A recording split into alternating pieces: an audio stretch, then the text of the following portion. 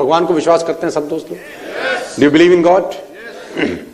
तो कहते हैं कि इस युग में हनुमान जी विराजमान है। तो हनुमान जी को मालूम चला कि रामदास रामायण लिखता है इस दुनिया के अंदर कलयुग में, और बड़ा अच्छे तरीके से लिखता है।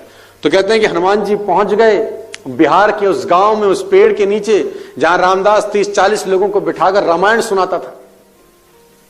तो हनुमान जी भी कहते हैं कंबल उम्बल लेके बैठ गए। अब रामदास रामायण की चौपाइयां गा रहा है। आज के हिसाब से हनुमान जी को रस पैदा हो रहा है, स्मृतियां दौड़ रही हैं, वही सब आंखों के सामने प्रतिबिंब घूम रहे हैं। हनुमान जी को बड़ा रुचिकर लगता था। रोज आते थे रामायण का पाठ सुनने, और रामदास सुनाता था रोचक रोचक कथाएं, अपने अंदाज में सुनाता था। हनुमान जी को बड़ा रस आता था कि मेरे भगवान की लीला कोई कह रहा है, वो भी कलयुग में। बड़ा मजा आता था, कंबल उम्बल लेके बैठते थे। एक दिन की बात है कि रामदास रामायण सुनाते सुनाते एक ऐसी बात बोल गया कि विवाद खड़ा हुआ। रामदास ने बोला, जब हनुमान अशोक वाटिका में गए तो बहुत सुंदर अशोक वाटिका थी, सीता मैया पेड़ के नीचे बैठी थी, और सफेद सफेद रंग के बहुत सुंदर सुंदर फूल खिले हुए थे। हनुमान जी ने बोला, रुक जाओ, यहीं रुक जाओ। वो तो कंबल उम्बल ओढ़ के बैठ हट गए। उसने बोला, क्या बात है, कौन है भाई?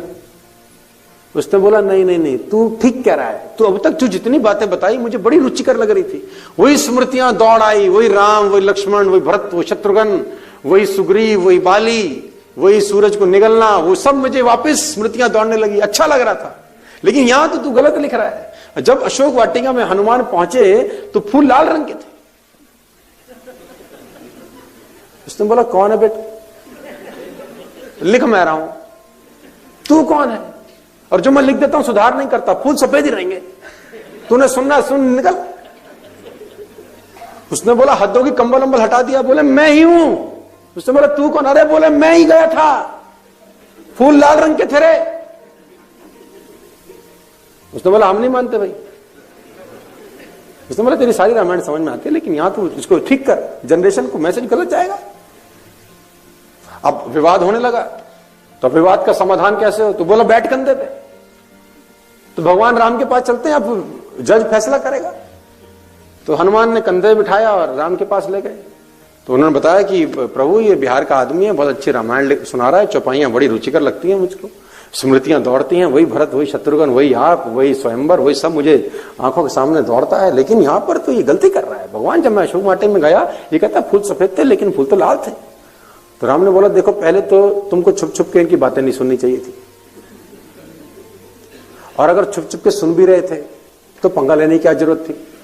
क्यों बताया तुमने? और अगर ये सफेद लिख रहा है तो रहने दो, तुम क्यों बीच में उंगल करते हो? उसने बोला, हद हो गई ना, ये गया था ना आप? अबे गया तो मैं था।